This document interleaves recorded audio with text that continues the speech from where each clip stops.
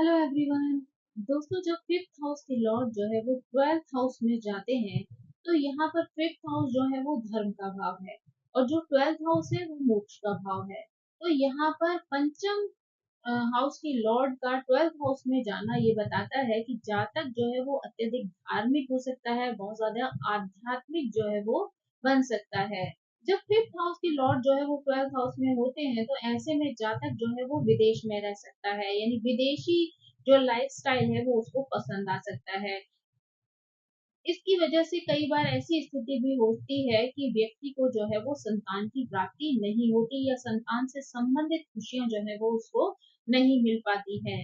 यहाँ पर ये स्थिति भी देखी जाती है कि अगर फिफ्थ हाउस के लॉर्ड ट्वेल्थ हाउस में होते हैं तो ऐसे में जातक को हृदय से संबंधित, पेट से संबंधित या मानसिक जो स्वास्थ्य समस्याएं होती हैं उनसे संबंधित परेशानियां हो सकती हैं। पंचमेश की दशा जब होती है तो पुत्र को जो है वो स्वास्थ्य संबंधी परेशानियां देखने को मिल सकती हैं।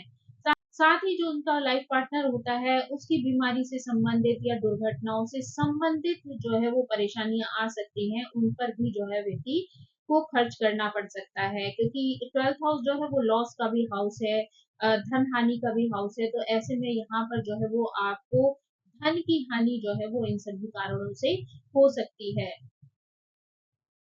यहाँ पर व्यक्ति जो है वो मनोरंजन के लिए भी धन जो है व्यय कर सकता है, साथ ही संतान पर भी जो है वो बहुत ज्यादा पैसा खर्च कर सकता है। ये हाउस जो है वो वैराग्य का हाउस है, इसलिए व्यक्ति को जो है वो मोक्ष की तरफ झुकाव देता है और अंत में उसको सफलता भी प्राप्त हो जाती है।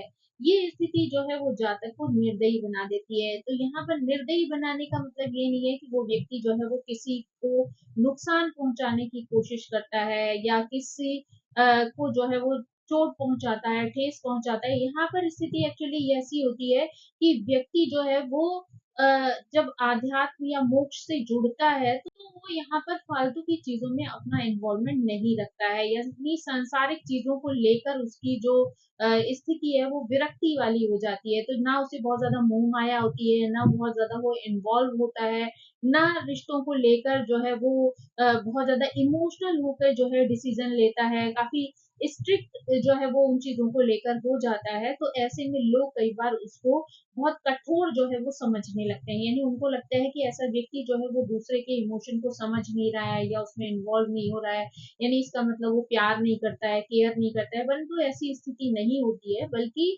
वो जो है उस सांसारिक चीजों के प्रति जो है वो धीरे धीरे अपना मोह त्याग रहा होता है। तो वहां पर उसको बहुत ज्यादा सांसारिक चीजों से अपना कनेक्शन जो है वो महसूस नहीं होता है। पंचम भाव जो है वो बुद्धि का है और 12वां भाव खर्च का है, यानी यहाँ पर व्यक्ति जो है वो अपने ज्ञान के लिए जो है वो पैसे को खर्च करता है या दूसरों को अपने ज्ञान द्वारा जो है वो योगदान दे सकता है। अगर पंचमेश जो है यहाँ पर दोष युक्त हो जाते हैं तो जातक अपनी बुद्धि का सही इस्तेमाल जो है वो सही जगह पर नहीं करता है। वो बहुत ज्यादा इमोशनल होता है, कल्पनाशील होता है और कभी कभी न्याय के अभाव से भी पीड़ित हो जाता है। जातक को यहाँ पर पेट संबंधी समस्याएं भी हो सकती हैं, साथ ही मानसिक समस्याएं भी जो है वो फेस करनी पड़ सकती हैं। पंचमेश का अकेले 12वें भाव में रहना, यानी किसी अन्य ग्रह का वहां पर ना होना जो है वो कई बार चिंतित कर देने वाला हो जाता है, यानी कई बार वहां पर ऐसे ग्रह होते हैं जो व्यक्ति को बहुत ज्यादा चिंता में डाल सकते हैं। अगर कहा जाए तो व्यक्ति कई बार जो है वो अपने आप में सिमट जाता है, सीमित हो जाता है चीजों को लेकर, या उसकी यानी उसकी सोच जो है वो किसी एक विषय पर जाकर सिमट जाती है और वो उसी क्षेत्र में जो है वो अपने आप को आगे बढ़ाता है। यहाँ पर कई बार ये योग भी बन जाता है जहाँ पर संतान की प्राप्ति होना जो है व्यक्ति के लिए कठिन हो जाता है, या फिर अगर संतान होती है तो उसको कई तरीके के कष्ट जो है होते हैं, जिस पर व्यक्ति का धन और समय दोनों जो है वो खर्च होते हैं। पंचमेश अगर 12वें भाव में हो तो पिता के लिए भी ये स्थिति जो है वो अच्छी नहीं मानी जाती है। यहाँ पर पिता को भी जो है वो कष्ट का सामना करना पड़ सकता है। कई बार जातक के अंदर जो है वो संतान को लेकर इच्छाएं जो है वो खत्म हो जाती हैं, इसलिए वो संतान उत्पन्न ही नहीं करना चाहता, यानी संतान को जन्म देना जो है वो जरूरी नहीं समझता। अगर हम यहाँ पर अलग-अलग लग्न और अलग-अलग ग्रहों के हिसाब से जानने की कोशिश करें, तो शायद हम उसे ज़्यादा अच्छी तरीके से जान पाएँगे। तो अगर हम सबसे पहले सूर्य ग्रह की बात करें, तो यहाँ पर जो है वो मेष लग्न की अगर कुंडली होती है, तो 5th हाउस के जो लॉर्ड होते हैं, वो सूर्य होते हैं, यानी वहाँ पर सिंह राशि होती है। ऐसे में द्वादश में जो है वो मीन राशि होती है। यहाँ पर जो है वो व्यक्ति के अंदर जो कॉन्फिडेंस है, वो तब आता है जब व्यक्ति जो है वो अपना स्वयं का विकास जो है वो विदेशों में जाकर करता है, यानी अपनी भूमि से दूर चला जाता है, आध्यात्मिक संगति में जो है वो रहता है, आध्यात्मिक विषयों पर शिक्षा लेना पसंद करता है, तो वहां पर उसकी प्रोग्रेस संभव हो सकती है। यानी उसकी जो क्रिएटिविटी है, वो भी तभी जो है वो दिखाई देती है जब वो अपने परिवार से, अपने पिता से जो है वो दूर जाकर कार्य करता है। ये स्थिति जो है वो एक विदेशी राजदूत को भी दिखा सकती है, यानी व्यक्ति जो है वो एक राजदूत के रूप में भी विदेश के साथ कार्य कर सकता है या विदेशों में कार्य कर सकता है। तो व्यक्ति के पिता जो हैं वो भी विदेश में रहकर कार्य कर सकते हैं, साथ ही अक्सर जो है वो वहाँ की यात्राएँ भी कर सकते हैं। यानी हो सकता है कि उनका कार्यक्षेत्र जो है वो विदेशों से जुड़ा हुआ हो, जिसकी वजह से उनको वहाँ पर यात्राएँ करनी पड़ती हों। अगर हम यहाँ पर चंद्रमा की बात करें, तो यहाँ पर अगर मीन लग्न होती है, चंद्रमा 5th हाउस के लॉर्ड बन जाते हैं, यानी वहाँ पर कर्क राशि होती है और चंद्रमा जो है वो 5th हाउस के लॉर्ड होकर जब द्वादश भाव में जाते हैं, तो यहाँ पर कुंभ राशि होती है। स्थिति ये दिखाती है कि व्यक्ति का मन जो है वो बड़े-बड़े संगठनों के साथ काम करने का होता है, साथ ही विदेश जाने की ओर भी प्रेरित होता है। साथ ही इनका जो मन है वो वैज्ञानिक प्रवृत्ति का होता है, यानी कल्पनाशील और एकाकी रहते हुए उन्हें ज़्यादा खुशी मिलती है और साथ ही अकेले रहकर वो जो है वो विचारों का मंथन जो है वो उनके अंदर होता रहता है। तो ऐसे में वो जो है कई बार चीज़ों को साइंटिफिक दृष्टि से जो है वो देखने का प्रयास भी करते हैं। ये स्थिति ये संकेत भी देती है कि माँ किसी बड़े संगठन से जुड़कर जो है वो कार्य कर सकती हैं। साथ ही उनकी माँ को जो है वो यात्राएँ करना बहुत पसंद हो सकता है। इस वजह से जो है वो कई बार व्यक्ति का पोषण जो है वो अपनी माता की तरफ से अच्छी प्रकार से नहीं हो पाता, क्योंकि माता का जो है वो कार्यक्षेत्र ऐसा हो सकता है जहाँ पर उन्हें बहुत ज़्यादा ट्रैवलिंग करनी पड़ती हो या ऐसी सिचुएशन कोई हो सकती है जिसकी वजह से वो बहुत ज़्यादा ट्रैवलिंग करती हों, तो उनका फ़ोकस जो है वो अपने बच्चे पर जो है बहुत ज़्यादा नहीं होता। तो ऐसे में ये जातक को जो है वो माँ की तरफ से एक दूरी का अनुभव जो है वो हो सकता है। अब अगर हम जो है वो मंगल ग्रह की बात करें, तो मंगल ग्रह के लिए हम 2 लग्नों को देखते हैं, यानी धनु लग्न को और कर्क लग्न को। यानी मंगल जब 5वें और 12वें भाव के स्वामी होते हैं, तो द्वादश भाव में जो है वो वृश्चिक राशि होती है, यानी वहाँ पर जो है वो वृश्चिक राशि में स्थित होते हैं। ये स्थिति ये भी दिखाती है कि व्यक्ति जो है वो अलगाव में रहकर रहस्यवाद की शिक्षा प्राप्त करता है, ऑकल्ट साइंस में जो है वो रुचि रखता है, साथ ही रसायनों के क्षेत्र में केमिकल से संबंधित जो फील्ड्स होते हैं, उनमें भी जो है वो कार्य कर सकता है। ये स्थिति जो है वो खेल-कूद को लेकर हो सकता है, विदेश में जाने की स्थिति को दर्शाए, यानी व्यक्ति किसी इंटरनेशनल लेवल का खिलाड़ी होकर विदेशों की यात्राएँ करे या फिर जो है वो सेना से जुड़कर जो है वो विदेशों में जा सकता है, एक अच्छा सैनिक के रूप में जो है वो कार्य कर सकता है। अगर हम कर्क लग्न की बात करें, तो यहाँ पर मंगल जो है वो 5वें और 10वें भाव के लॉर्ड बनते हैं। तो ऐसे में मंगल 5th हाउस के लॉर्ड होकर द्वादश भाव में जब जाते हैं, तो यहाँ पर मिथुन राशि में स्थित हो जाते हैं। ये राशि जो है वो मंगल के लिए जो है वो शत्रु राशि होती है, तो इसलिए बहुत ज़्यादा पॉजिटिव रिजल्ट जो है यहाँ पर उसको नहीं मिलते। ये स्थिति ये भी दर्शाती है कि व्यक्ति विदेशों में आयात और निर्यात से संबंधित जो है वो कार्य करता है, कड़ी मेहनत करता है और उसमें जो है वो पॉजिटिव रिजल्ट भी प्राप्त कर लेता है। कि उसकी जो संवाद शैली है, यानी अपनी बातों को दूसरों के सामने रखने वाली जो स्थिति है, वहाँ पर वो बहुत ज़्यादा स्पष्ट हो सकता है और सीधे-सीधे अपनी बात जो है वो दूसरों के सामने रख सकता है। उसको बहुत जल्दी गुस्सा भी आ जाता है। ऐसे लोग जो है वो विदेश में भी अगर शिक्षा प्राप्त करने के लिए जाते हैं, तो उनको जो है वो बहुत ज़्यादा पॉज़िटिव परिणाम या संतोषजनक परिणाम जो है वो प्राप्त नहीं होते। अगर यहाँ पर हम बुध ग्रह की बात करें, तो बुध ग्रह के लिए हम कुंभ लग्न और वृषभ लग्न को देखते हैं। यानी कुंभ लग्न का मतलब है कि बुध जो है वो 5वें 8वें भाव के स्वामी होकर द्वादश भाव में मकर राशि में स्थित होते हैं। ये व्यक्ति को बहुत ज़्यादा कल्पनाशील बना देते हैं, यानी उसे व्यक्ति जो है वो यहाँ पर कल्पना के माध्यम से संचार का जो है वो इस्तेमाल करता है। यानी ऐसे में व्यक्ति जो है वो अपनी कल्पनाओं के माध्यम से एक अच्छा लेखक और कवि बन सकता है और उसे उसकी वजह से जो है वो प्रतिष्ठा की प्राप्ति भी होती है। ऐसा व्यक्ति विदेश में सरकारों के लिए जो है वो कार्य कर सकता है, एक अच्छे प्रवक्ता के रूप में वहाँ पर काम कर सकता है। विदेशी जो सरकारी संस्थान है वहाँ पर शिक्षक या सलाहकार के रूप में भी अच्छे कार्य कर सकता है और उनसे धन की प्राप्ति भी कर सकता है। अगर यहाँ पर वृषभ लग्न की बात की जाए तो बुध यहाँ पर 5वें और दूसरे भाव के स्वामी होते हैं। द्वादश भाव में जो है वो मेष राशि में स्थित होते हैं। ये स्थिति जो है वो बुध मंगल का जो है वो एक प्रकार का आदान प्रदान है और परिणाम स्वरूप व्यक्ति जो है वो बहुत स्पष्ट बोलने वाला हो सकता है, किसी का विश्लेषक हो सकता है, आलोचनात्मक जो है वो दृष्टिकोण रख सकता है। चाहे वो लेखक हो, सलाहकार हो या शिक्षक हो, वो सीधे और स्पष्ट बोलना जो है वो बहुत ज़्यादा पसंद करता है और कभी भी जो है वो सिर्फ़ किसी को खुश करने के लिए जो है वो कोई बात नहीं करता है। इस वज़ह से कई बार जो है लोग इनको गलत समझ लेते हैं और कई बार लोगों के रिश्तों में जो है वो गलतफ़हमियाँ भी पैदा हो सकती हैं।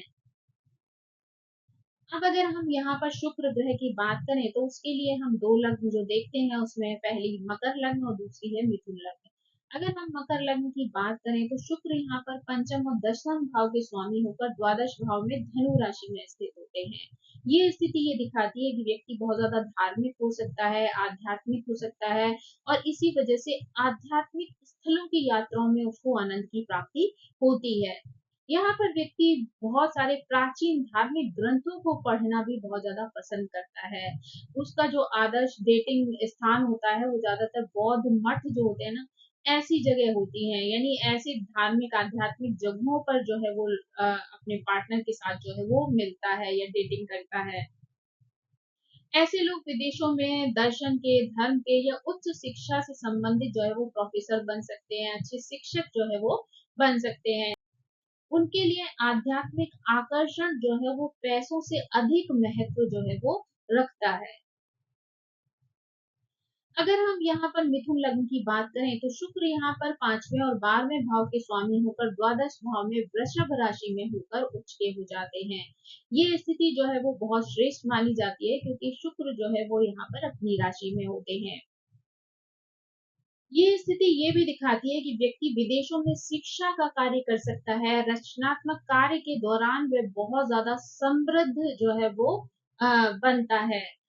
उसको अपना प्रेम और अपना जीवन साथी जो है वो विदेशों में भी प्राप्त हो सकता है। यानी उसका लाइफ पार्टनर जो है हो सकता है किसी दूसरे कल्चर का हो या फिर किसी दूसरे देश से जो है संबंध रखता हो।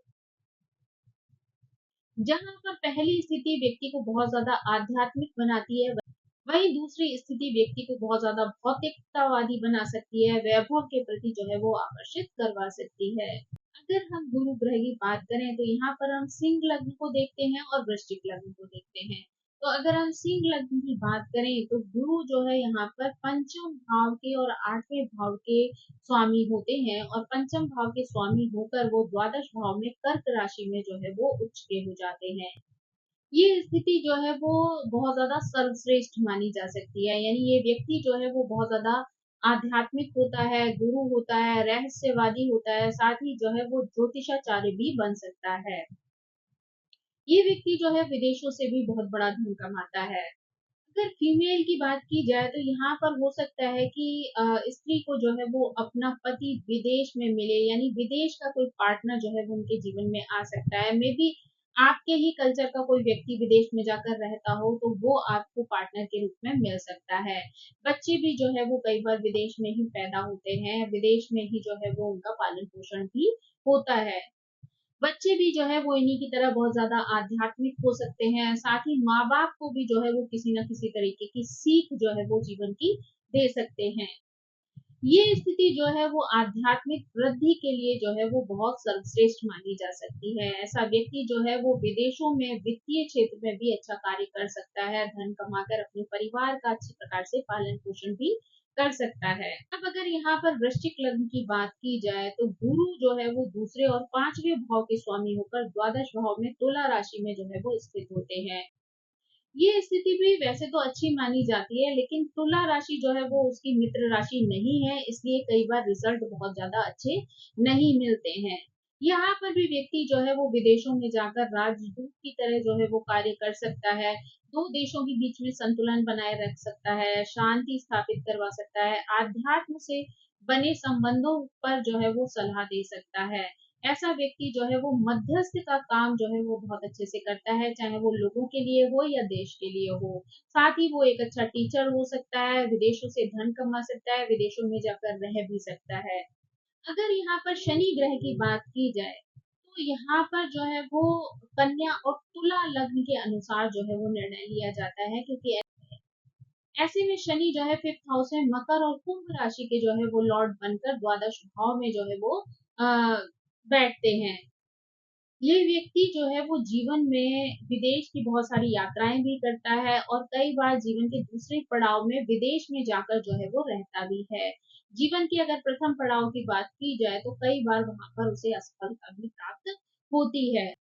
ये भाव जो है वो शिक्षा के माध्यम से अगर देखा जाए तो वो हानि पहुंचाता है, यानी व्यक्ति जो कुछ भी एजुकेशन लेता है उसका उपयोग वो कई बार अपने कर्म क्षेत्र के रूप में नहीं कर पाता है, यानी जो भी वो कार्य व्यवसाय अपनाता है उसमें उसकी शिक्षा जो है वो काम नहीं आती है। ये स्थिति ये भी दर्शाती है कि कई बार व्यक्ति के बच्चे जो हैं वो बड़े होकर विदेशों में अपना जीवन यापन करने के लिए उनको अकेला छोड़कर चले जाते हैं, यानी विदेशों में बसने की वजह से जो है वो माता पिता को अकेला छोड़ देते हैं। तो ऐसे में व्यक्ति के जीवन में जो है वो एक संतान का जो दुख होता है वो बना रहता है, यानी संतान होने के बावजूद भी उनको वो संतान वाला सुख जो है वो कई बार नहीं मिल पाता। व्यक्ति मितव्ययी होता है, यानी खर्चे बहुत सोच समझ कर करता है। बहुत ज्यादा फालतू का पैसा खर्च करना उसको पसंद नहीं आता है। ऐसे में यहाँ पर व्यक्ति जो है वो कई बार लॉ से रिलेटेड जो है वो एजुकेशन लेता है। उसका कार्य जो है वो विदेशी कंपनियों से हो सकता है, बीमा से हो सकता है। साथ ही पुनरावृत्ति वाली प्रकृति जो है उसके अंदर देखी जा सकती है। यहाँ पर वर्गों की बात की जाए यानी कन्या से कनेक्शन होता है तो यहाँ पर जो है व्यक्ति चिकित्सा से संबंधित करियर की ओर भी अग्रसर हो सकता है, उन्मुख हो सकता है, यानी कोई मेडिकल साइंस से रिलेटेड डिपार्टमेंट में भी वो काम कर सकता है।